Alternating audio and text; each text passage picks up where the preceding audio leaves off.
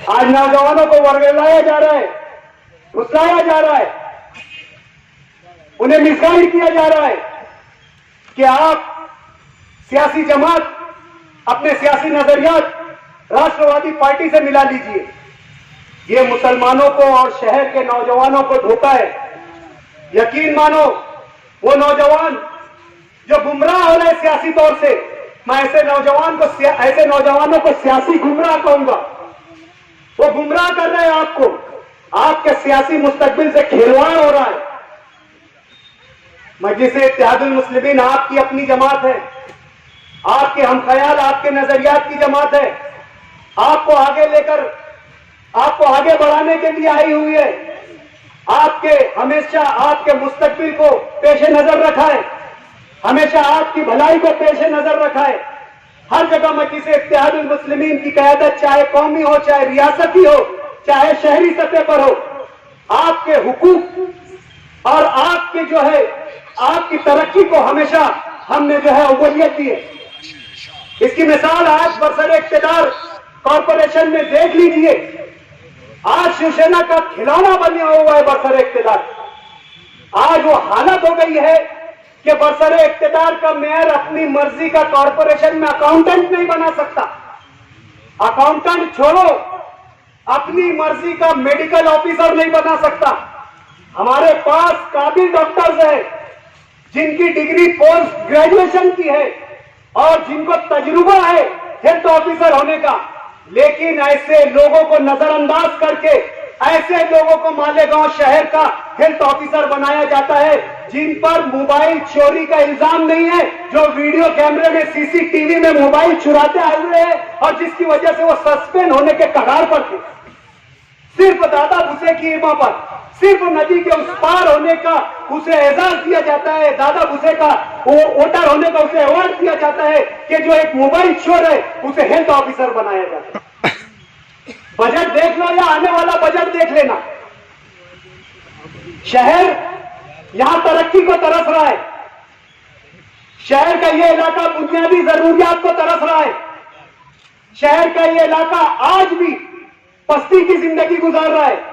आज भी यहाँ की सड़कें खस्ता हाल है, कच्ची सड़कें, यहाँ पर आज भी गटरों का निजाम दुरुस्त नहीं है, आज भी यहाँ बिजली का निजाम दुरुस्त नहीं है। लेकिन नदी के उस पार 3 से 4 करोड़ रुपया सिर्फ और सिर्फ अंडरग्राउंड के नाम पर दिया जाता है, अंडरग्राउंड गटर के लिए दिया जाता है। और गटर बनाने के बाद उसका पानी कहां लाकर ट्रीटमेंट किया जाएगा, यह मासूम शाह की दरगाह के पास। हमें एतराज जात और मजहब और बिरादरी के नाम पर नहीं है।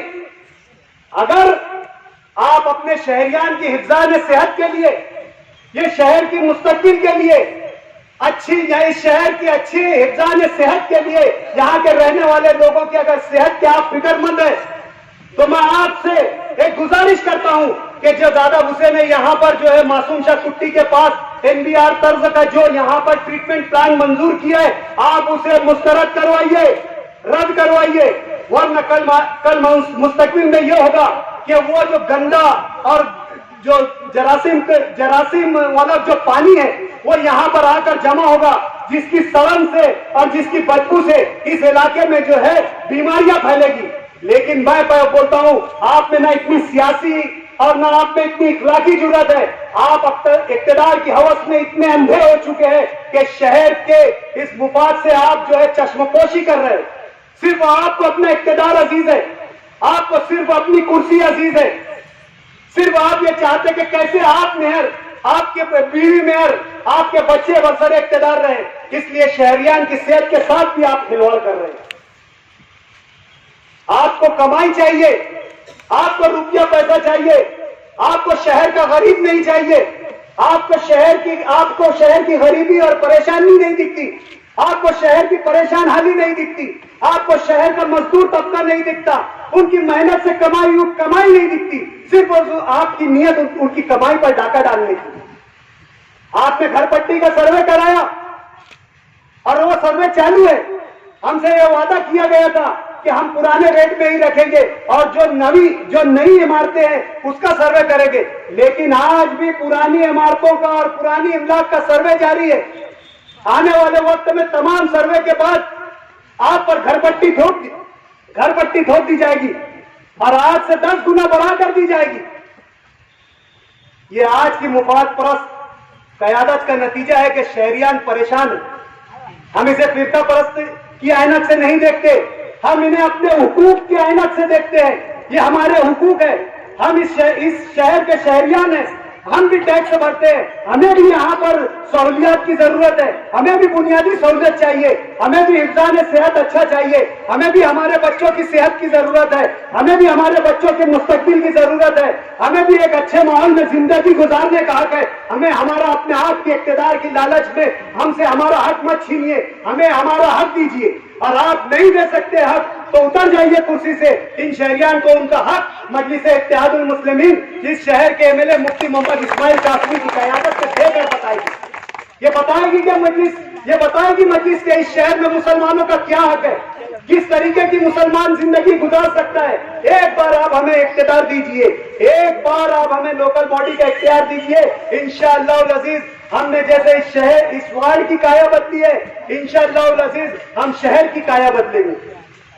हमारे कायद मुफ्ती मोहम्मद इस्माइल कासमी आज इसी कोशिश में है कि किस तरीके से शहर के हालात बदले जाए, किस तरह से हमें हमारा हुकूक मिले, किस तरीके से हमें तमाम सहूलियत मिले। इसके लिए यह लाहे अमल किया जा रहा है कि आने वाले वक्त में मजलिस इत्तेहादुल मुस्लिमीन कॉरपोरेशन पर हमारा झंडा लहराए, ताकि आप लोगों को यह महसूस हो कि यह आप लोगों की अपनी क़यादत है।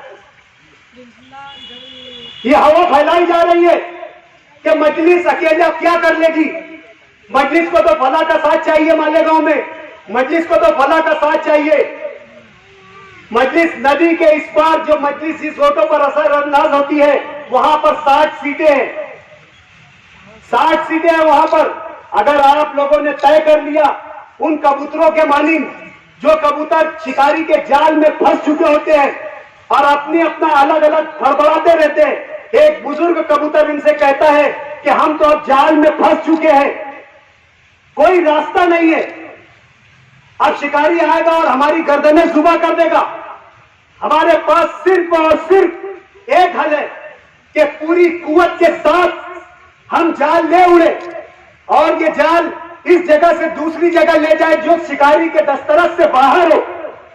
वहां हम ये जाल ले जाकर फिर कोई नया आइडिया सोच सकते हैं, यार जिंदा सोबत बाकी उड़ के अगर ये जाल हम लेकर जाएंगे जहां शिकारी नहीं पहुंचता है तो कोई नई आइडिया हमारे दिमाग में आ सकती है, हम ये जाल को कतर सकते हैं। और अगर ये जाल को हम कतर लेंगे तो हम दोबारा आजाद हो जाएंगे। और ये कोशिश के साथ वो जाल लेकर उड़ते हैं, एक रहमदिल किसान के खेत में उतरते हैं, वो किसान इन परिंदों को इस हालत में देखता है और वो जो जाल होता है वो जाल को काट कर उनको आजाद कर देता है। अगर हमने ये सोच लिया कि मालेगांव शहर में मजलिस को क़यादत देना है तो हम 60 के 60 सीट चुन कर ला सकते हैं, पूरा का पूरा जाल लेकर उड़ सकते हैं और इस शहर को इस सियासी अंधेरे से निकाल सकते हैं।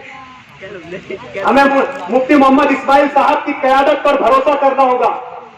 जिस तरीके से आपने असेंबली इलेक्शन में मुफ्ती साहब पर भरोसा किया, जिस तरीके से आपने मुफ्ती मोहम्मद इस्माइल पर अपना मुकम्मल एतमाद बताया, आज मैं आपको इस अवामी सतह की मीटिंग से कहता हूं, मुफ्ती मोहम्मद इस्माइल साहब मेरे कायद थे, कायद है और कायद रहेंगे और मैं उनका आम और आजमा वर्कर हूं, उनके हुक्म का पाबंद हूं। अगर मुफ्ती मोहम्मद इस्माइल साहब मुझे ये कहते हैं कि डॉक्टर खालिद तुम्हारा इलेक्शन लड़ना पार्टी के फायदे के लिए और शहर के फायदे के लिए नहीं है, तो यकीनन मैं उफ नहीं करूंगा, बिला चू और चरा ये इलेक्शन से अपना नाम वापस ले लूंगा। इस तरीके की क़यादत हम मुफ्ती मोहम्मद इस्माइल साहब की कबूल कर चुके और हम बार बार कहते हैं कि अलग अलग नजरिए के साथ एक साथ रहने को हम इत्तेहाद कहते हैं।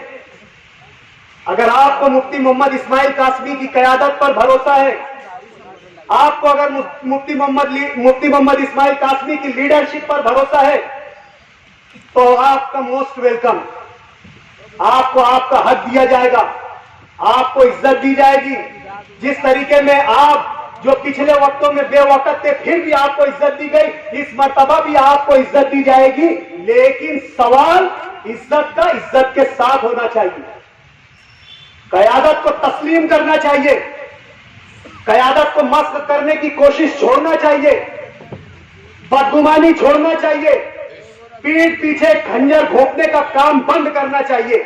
उस वक्त ये बात होगी कि हम और तुम मिलकर आगे और अपना कारवां बढ़ा सकते हैं। वरना मेरा अपना जाती नजरिया ये कहता हूं कि मुफ्ती मोहम्मद इस्माइल की क़यादत को शहर में किसी की जरूरत नहीं है। मुफ्ती मोहम्मद इस्माइल कासमी की क़यादत इतनी असरअंदाज है कि अपने बलबूते पे वो मालेगांव शहर का इलेक्शन लड़ सकती है और यहां पर अपनी मेजॉरिटी साबित कर सकती है। ये हमारा सियासी मंशूर है। हमने अवामी सतह पर और पब्लिक मीटिंग में हमारी बात रख दी है। मैं मुफ्ती मोहम्मद इस्माइल कासमी और मजलिस के मानने वालों से गुजारिश करता हूं कि अपने सियासी मकसद को ना भूलिए।